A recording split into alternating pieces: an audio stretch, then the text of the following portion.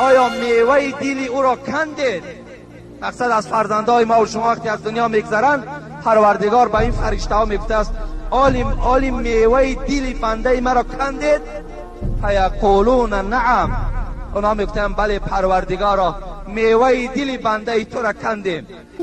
الله میگوید دیگر سنجشی که بالای تو میکنم این است که از اولاد تو کسی را میمیرانم.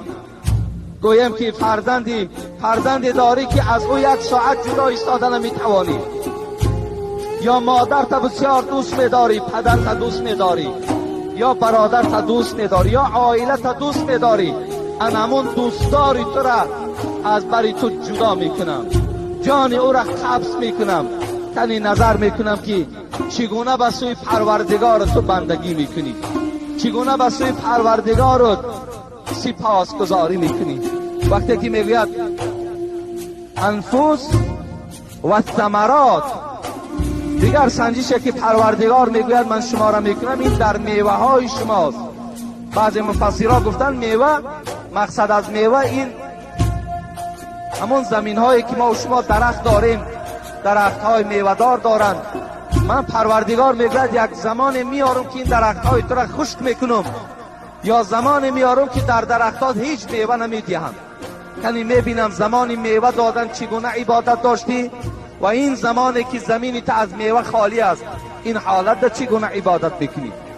بعضی مفسرها گفتن ثمرات که میوه گفتن اینجا پروردگار مراد این میوه فرزند است گفتن. فرزند میوه دل است. چگونه حدیث رسول اکرم است که وقتی ملائکه ها آمده جان فرزند ما را میگرفته است، الله میگفت است قبضتم ولد عبدی، آیا جان فرزند مرا گرفتید؟ فیقولون نعم. آنها میگفتند بله پروردگارا جان فرزند تو را گرفتیم. قبضتم ثمرة فؤاده، آیا میوه دل او را کندید؟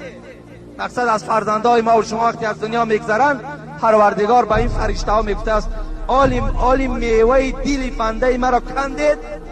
فیقولون نعم. اونا میگفتند بله پروردگارا میوه دل بنده تو را کندیم. فماذا قال عبدی، وقتی این بچه دوستدار که جانش گرفتید اون پدر و مادر چی گفتند؟ از ملائکه ها پروردگار میپرسد فماذا قال عبدی، این بنده من چی گفت؟ فرشته ها چی میگویند؟ میگوید پروردگارا حمیدک و استرجعه، خوش به حال بنده تو میگوید، بهترین فرزند او را میگه جانش گرفتیم، تا جای وی داد و فیغان گوید حمیدک و استرجعه، وی باشد میگه شکر به سوی تو پروردگار، این نعمتی بود که برای من دادیش و باز این نعمت از من جدا کردی.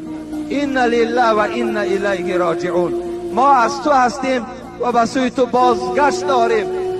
بنده تو این کلمات ها را تکرار کرد. الله میگوید که ای ملائک آگاه باشید، بنوا لعبد بیتا فسموه بیت الحمد، پس این گونه که باشد در جنت یک خانه برای او بنا کنید و این خانه قصری که در جنت بنا میکنید نامش حمد گذارید، نامش ستایش گذارید و با این بنده شکر کننده و نصیب گردانید.